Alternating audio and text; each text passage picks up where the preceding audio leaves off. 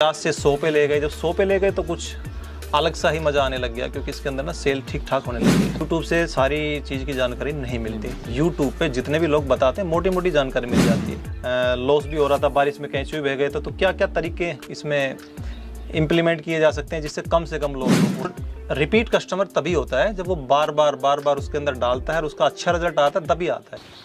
नमस्कार दोस्तों, आप देख रहे हैं खबर किसान की यूट्यूब चैनल में। हूं आपका दोस्त अंकित शर्मा और आज हम आप पहुंचे हैं हरियाणा के ही गुड़गांव के पास पटौदी के एक गांव में, जहां पर हमारे साथ मौजूद हैं कृष्ण कुमार जी। कृष्ण कुमार जी बीते कुछ वर्षों से वर्मी कंपोस्ट और ऑर्गेनिक फर्टिलाइजर का काम कर रहे हैं। इसी के साथ साथ ये अपने पूरे जो फार्म की इनकी यूनिट है यहाँ पर जैविक खेती भी कर रहे हैं।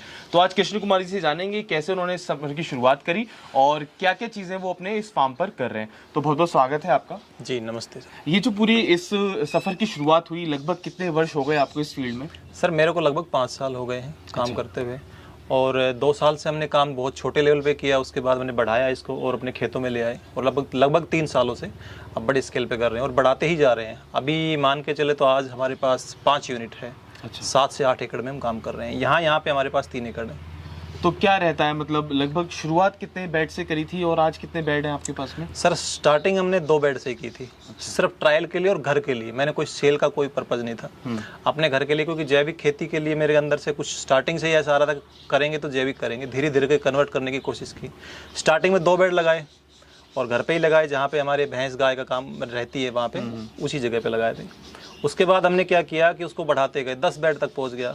10 बेड के बाद जैसे जैसे टाइम बीता, 1 साल 1.5 साल हुआ, वैसे वैसे क्या हुआ कि लोग डिमांड हल्की बहुत करने लग गए। तो हमने देखा कि ये तो बिक भी रहा है आराम से, है ना। तो क्या किया हमने कि उसको बेचना स्टार्ट किया। बेचने से क्या है, कुछ इनकम आई। इनकम जब आपको दिखती है कि हाँ कुछ पैसे आ रहे हैं, तो आपका दिमाग काम करने लग जाता है, उसको बढ़ाने का काम हाँ। उसके बाद हमने प्रोग्राम बनाया कि इसको थोड़े से बड़े स्केल पे तो ले जाएंगे। अच्छा।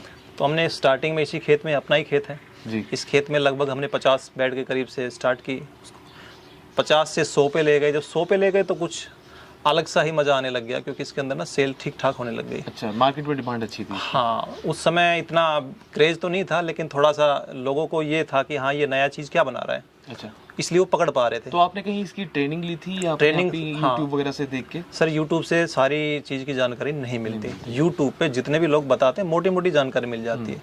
ट्रेनिंग का मतलब होता है आपको बिल्कुल बारीक से बारीक जानकारी, और किसी भी बिजनेस में घुसने के लिए आपके पास बहुत ही बारीकी जानकारी चाहिए, तभी आपका सक्सेसफुल रेशियो बनेगा। बिल्कुल, क्योंकि अगर मोटी मोटी तो सभी को पता है, ऐसे तो सभी कर लेंगे, कहीं से ऐसा नहीं होता।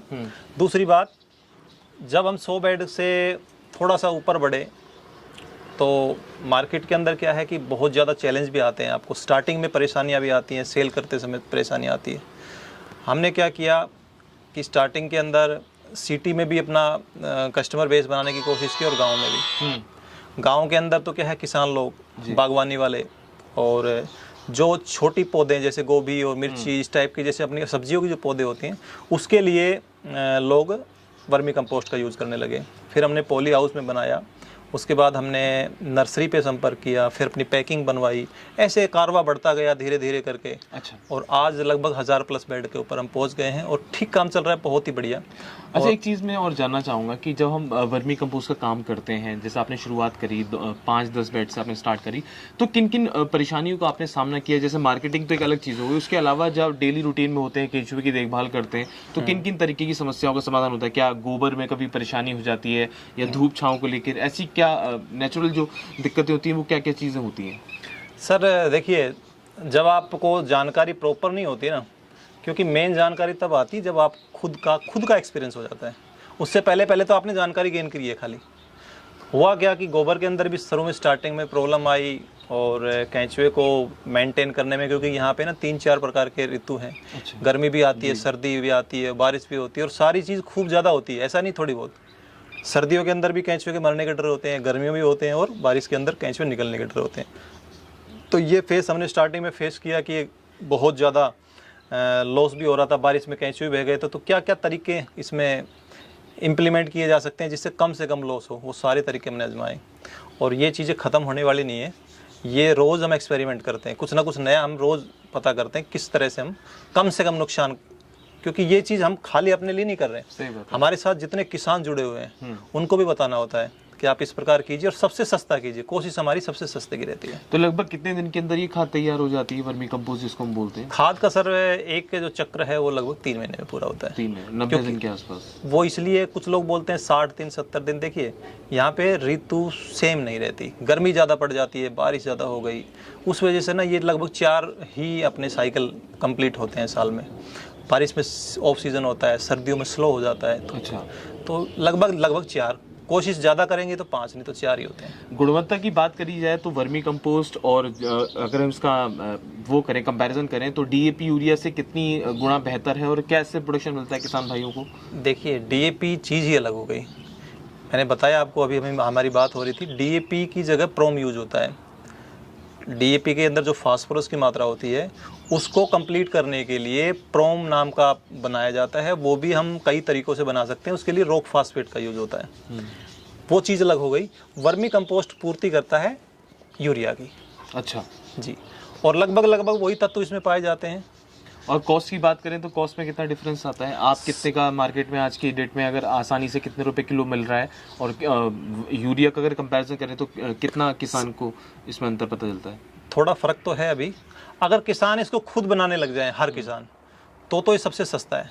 अगर वो खरीद रहा है तो उसको थोड़ा सा कॉस्ट अभी आएगी, क्योंकि यूरिया आज भी मेरे हिसाब से 350 रुपये का कट्टा मिल जाता है 50 किलो का, और लगभग 400 रुपये का कट्टा मिलता है वर्मी कंपोस्ट का, 8 रुपये किलो लगभग। तो उसके कंपैरिजन में करेंगे तो हम लगभग 2 से 3 कट्टे लगेंगे। यूरिया का 1 कट्टा लगेगा इसका, क्योंकि ये जैविक है, थोड़ी मात्रा ज़्यादा लगती है, वो केमिकल वाला है। तो आपसे जो किसान संपर्क में हैं, जो आपसे खरीदते हैं वर्मी कंपोस्ट, उनका क्या मानना रहता है कि क्या उनको फ़ायदा मिल रहा है? प्रोडक्शन वगैरह में थोड़ी उनकी बेहतरी हुई है, या उनकी जो प्रोडक्ट की क्वालिटी है वो सुधरी है? हाँ बिल्कुल, ये रिजल्ट तो बिल्कुल आते हैं।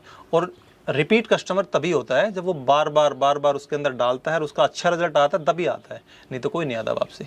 क्योंकि इसके अंदर जो जैविक है फसल, उसके तो खाने का भी स्वाद अलग है। और जो फसल, जैसे गेहूं की फसल हो गई जो गिर जाती है फसलें, वो उस चीज़ को भी वो ये बचाता है। जिस खेत के अंदर आप जैविक खेती कर रहे हैं उसके अंदर केंचुए का जो खाद आप ऊपर से डाल रहे हैं, एक तो वो हो गया, प्लस जिस खेत के अंदर कर रहे हैं उसके अंदर ऑटोमेटिक नीचे केंचुए एक्टिवेट हो जाते हैं, जो अपने देसी वाले, जिसको किसान मित्र बोलते हैं। वो जब एक्टिव होते हैं पूरी ज़मीन को नीचे वो भी पोली करते रहते हैं, क्योंकि आप उसमें यूरिया डीएपी या कोई भी तरह का जहर नहीं डाल रहे हैं जी। केंचुए तो आज भी हैं हमारे पास, जमीन वाले मरे नहीं है, नीचे चले गए। और किसान का सबसे अच्छा मित्र केंचुआ ही बताया जाता है, इसलिए ही कहा जाता है कि वो ज़मीन को ना अल्टा पल्टी करता रहता है बहुत ज़्यादा, ज़मीन वाला हमारा जो सफ़ेद केंचुआ होता है इंडियन, और वही प्रॉपर काम करता है। ऊपर वाला ठीक है, आप डाल रहे हैं वर्मी कंपोस्ट, नीचे से वो एक्टिवेट होता है, दोनों एक साइकिल बन जाती है और वो प्रॉपर काम चलता रहता है।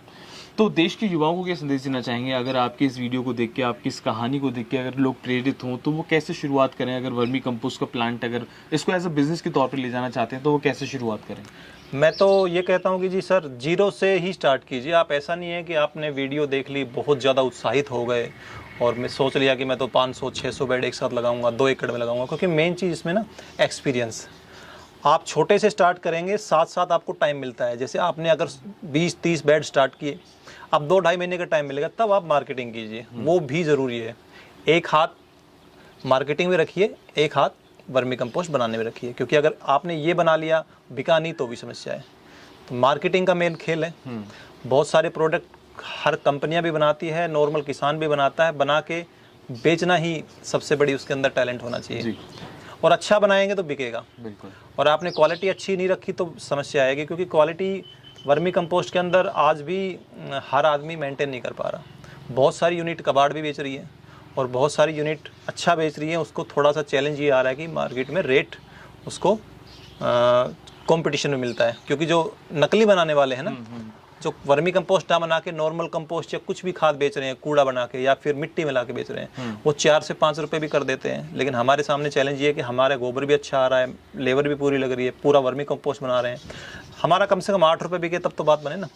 तो 19 क्वालिटी चेक भी होता है ना? क्वालिटी चेक बिल्कुल होती है, 100% चेक होती है। अच्छा। लेकिन अभी गवर्नमेंट की या फिर कोई ऐसी संस्था नहीं है जो इसके ऊपर पूरा फोकस कर रही हो। अगर करेंगी तो उस दिन ये जो आइड साइड में जो नकली माल बेच रहे हैं ये भी कंट्रोल में आएंगे मेरे हिसाब से। बिल्कुल। तो ये थे हमारे साथ कृष्ण कुमार जी, जिन्होंने बताया कि कैसे इन्होंने अपने सफर की शुरुआत करी वर्मी कंपोस्ट को लेकर, ऑर्गेनिक फर्टिलाइजर को लेकर। आशा करते हैं आपको हमारी वीडियो पसंद आएगी। अगर आप भी वर्मी कंपोस्ट से संबंधित कोई जानकारी लेना चाहते हैं तो नीचे कमेंट बॉक्स और डिस्क्रिप्शन में कृष्ण जी का पूरा नंबर और इनकी वेबसाइट की डिटेल आपको दे देंगे। आप इनसे जुड़ सकते हैं, इनके प्रोडक्ट खरीद सकते हैं। तो बने रहिए हमारे साथ, देखते रहिए खबर किसान की यूट्यूब चैनल। धन्यवाद।